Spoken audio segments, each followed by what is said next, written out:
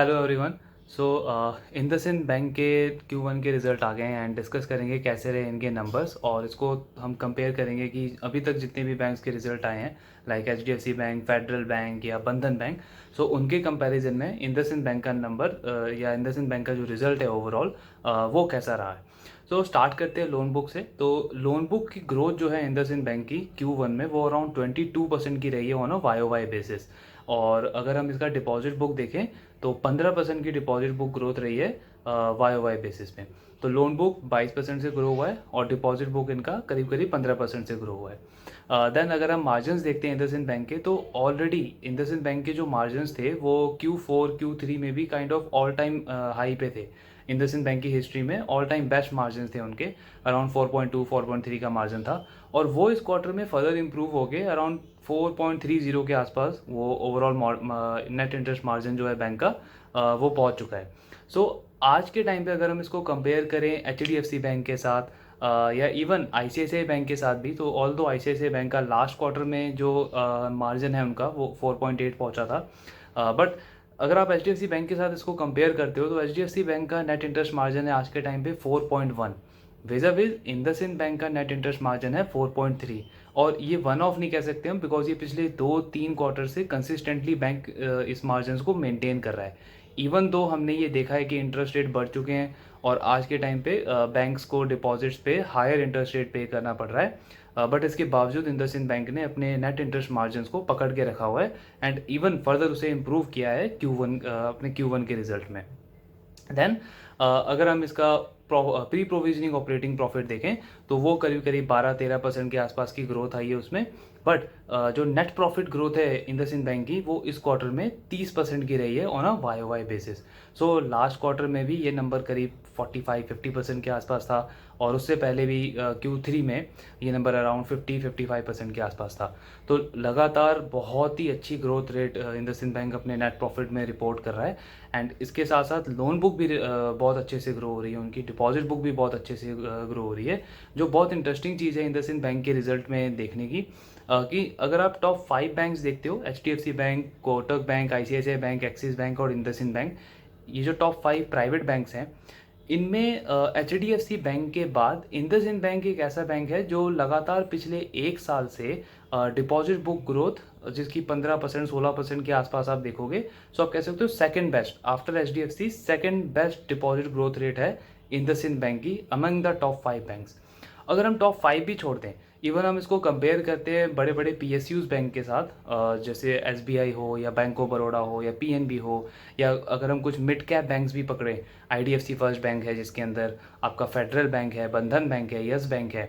सो IDFC First bank की also बहुत अच्छी डिपॉजिट ग्रोथ रही है, but most of the banks को IndusInd bank in terms of deposit growth rate consistently beat कर रहा है पिछले बहुत सारे क्वार्टर से।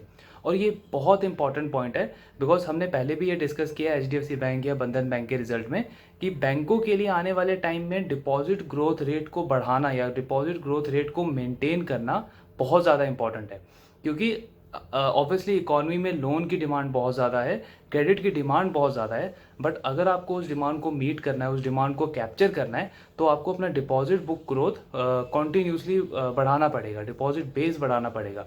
इसीलिए हम HDFC बैंक को देख रहे हैं कि बहुत एग्रेसिवली वो अपने ब्रांचेस बढ़ाते जा रहा है। रूरल एरियाज़ में भी वो बैंक जो है अपने ब्रांचेस ओपन कर रहा है, जहाँ पे बहुत बहुत ज़्यादा अंडर पेनेट्रेशन है, ताकि उनका डिपॉजिट बुक जो है वो एक बार बिल्ड हो जाए। सो उससे होगा क्या, एक बार अगर आपकी डिपॉजिट बुक बिल्ड हो गई तो आपको बहुत ईजी होगा लोन की डिमांड को कैटर कर पाना। दूसरा, इससे आपके जो कॉस्ट ऑफ फंड्स हैं वो भी एक हद तक मेंटेन हो जाते हैं, कम हो जाते हैं, बिकॉज अदरवाइज आपको उस डिमांड को मीट करने के लिए एक्सटर्नल बोरोइंग करनी पड़ेगी जो जिसकी कॉस्ट आपको ज़्यादा पड़ेगी। सो दैट्स वाई हम देख रहे हैं कि इंडसइंड बैंक का एक ये भी वन ऑफ द रीज़न हो सकता है कि उनके मार्जिन अभी भी कम नहीं हो रहे, बिकॉज उनकी डिपॉजिट ग्रोथ रेट अच्छी है। तो डिपॉजिट ग्रोथ आप अगर आप FD पे भी पैसा उठा रहे हो कस्टमर से, सो आप 7-8% पे पैसा उठा रहे हो, जो कि फिर भी ठीक है कंपेयर टू सम NBFCs जिनको 12-12, 13-13% की, इवन 9-9, 10-10% की कॉस्ट ऑफ बोरिंग आ जाती है। सो मार्जिन बहुत अच्छे से मेंटेन कर रहा है ये बैंक, और उसका one of the reason deposit growth rate हो सकता है। Then asset quality.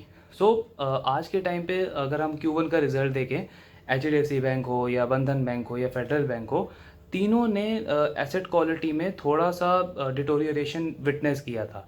बंधन बैंक का बहुत ज़्यादा ख़राब था एसेट क्वालिटी, फेडरल बैंक का भी थोड़ा बहुत एसेट क्वालिटी ख़राब हुआ था, और इवन HDFC बैंक का भी अराउंड 30 बेसिस पॉइंट यानी कि 0.30% के आसपास उनकी एसेट क्वालिटी ख़राब हुई थी, NPA के नंबर बढ़े थे। और एक मुझे पर्सनली एक ऐसा ट्रेंड लग रहा था कि ये जो ट्रेंड है, बिकॉज HDFC जैसे फ्रेंचाइजी की अगर एसेट क्वालिटी थोड़ी सी ख़राब हो सकती है, तो मुझे लगा था ये ट्रेंड बाकी बैंक्स भी फॉलो करेंगे। बट इंडसइंड बैंक ने सरप्राइजिंगली अपना एसेट क्वालिटी और ज़्यादा इंप्रूव किया इस क्वार्टर में, और उनका NPA का जो नंबर है वो अराउंड 0.59% हो गया है। सो बहुत बहुत अच्छी इंप्रूवमेंट है। एक टाइम पे ये GNPA नंबर 4% होता था, आज उनका GNPA नंबर 1.93% के आसपास है, और लास्ट क्वार्टर से भी और ज़्यादा इंप्रूव हुआ है। प्रोविजनिंग बैंक की बहुत अच्छी है, फ्लोटिंग प्रोविजनिंग करके रखी है, कंटीजेंट प्रोविजनिंग करके रखी है।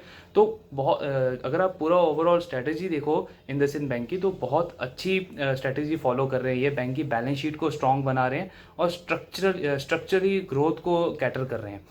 एक और स्ट्रैटेजी है बैंक की कि इनके ये बेसिकली ना कम्युनिटीज़ को टारगेट कर रहे हैं। सो सपोज जैसे कोई कोई एक डायमंड मार्केट है किसी किसी पर्टिकुलर एरिया में इंडिया में, तो बहुत सारे जो इनके कस्टमर्स हैं वो ज्वेलर्स हैं, तो उनके थ्रू ये उनके एम्प्लॉयज़ को कैटर कर रहे हैं, जहाँ पे ये उनका current account saving account open करवा रहे हैं। ऐसे ही करते करते अलग अलग जो कम्युनिटीज़ हैं उनके थ्रू इनको डिपॉजिट बेस जो है उसको ग्रो करने का टारगेट है, ग्रो करने की स्ट्रैटेजी है इंडसइंड बैंक की।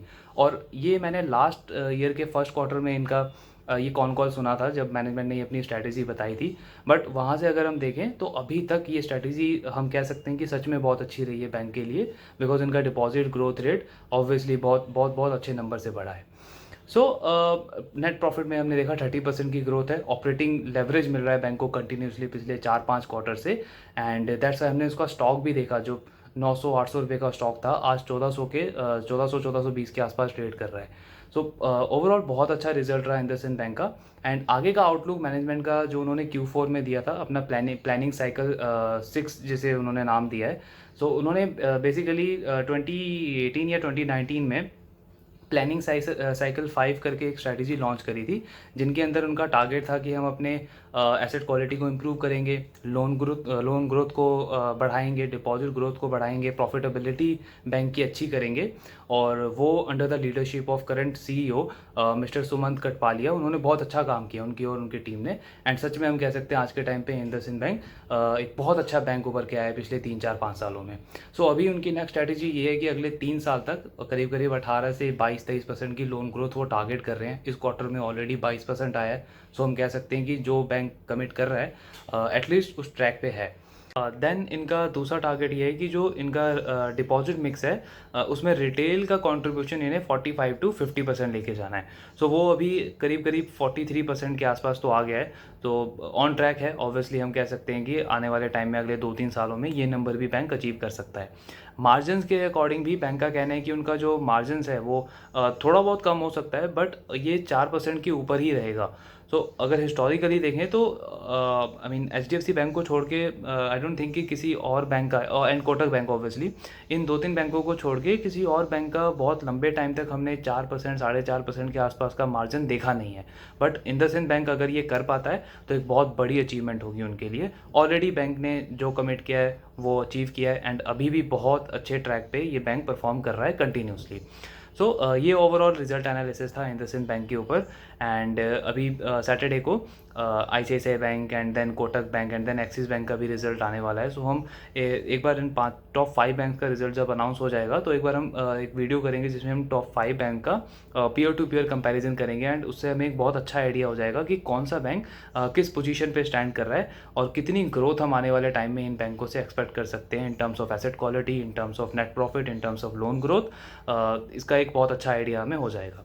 सो आई होप ये ओवरऑल एनालिसिस वाला वीडियो आपको अच्छा लगा होगा इंडसइंड बैंक का। Thank you very much.